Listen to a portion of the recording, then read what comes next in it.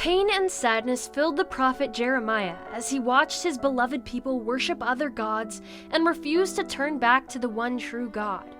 For speaking God's message to the people, Jeremiah was left alone, forced to leave the city, and beaten for things people said that he had done, but really hadn't. For acting this way, punishment was coming fast for the nation of Israel at the hands of an enemy army.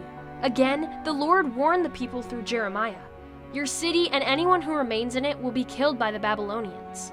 But God showed mercy by adding, "But if you leave now and throw yourselves upon the pity of the Chaldeans, your lives will be saved." When the king's officials heard the words of the prophet, they were filled with anger. Losing to the Babylonian king was not part of their plan, and not at all what they wanted to hear. They told the king, "He is a liar, and he is bringing everyone's spirits down. If we do not get rid of him, the soldiers will give up fighting, and we will lose to the city of the Babylonians. Kill him." So the king carelessly agreed. "Go ahead and do whatever you want with him." When the king's officials found Jeremiah, they took him and threw him into a deep hole in the ground used to hold water, called a cistern. Jeremiah began to sink into the deep mud and was left there to die. Although Jeremiah was the only man sitting in the mud of that dark and empty cistern, he was not alone.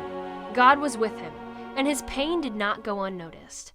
An Ethiopian servant in the king's house, named Ebed-Melech, heard of the unfairness of Jeremiah's situation. He went to the king and said, "Please have mercy on Jeremiah, for he has been dealt with unfairly. He will die if he is left in the cistern much longer." This time the king decided to stand up for Jeremiah.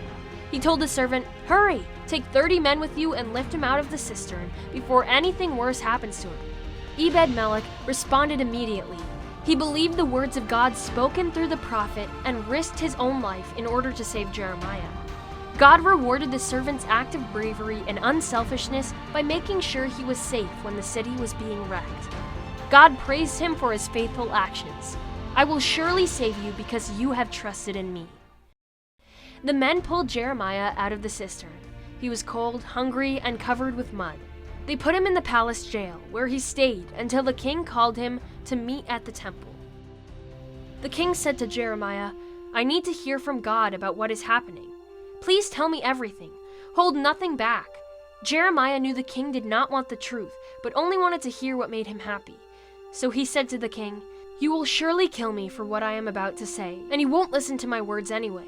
The king gave his word that he would not hurt the prophet. Jeremiah did not trust the promises of a disloyal and cowardly king, but he did trust in God. So with courage, Jeremiah once again told the king about the punishment to come and warned him.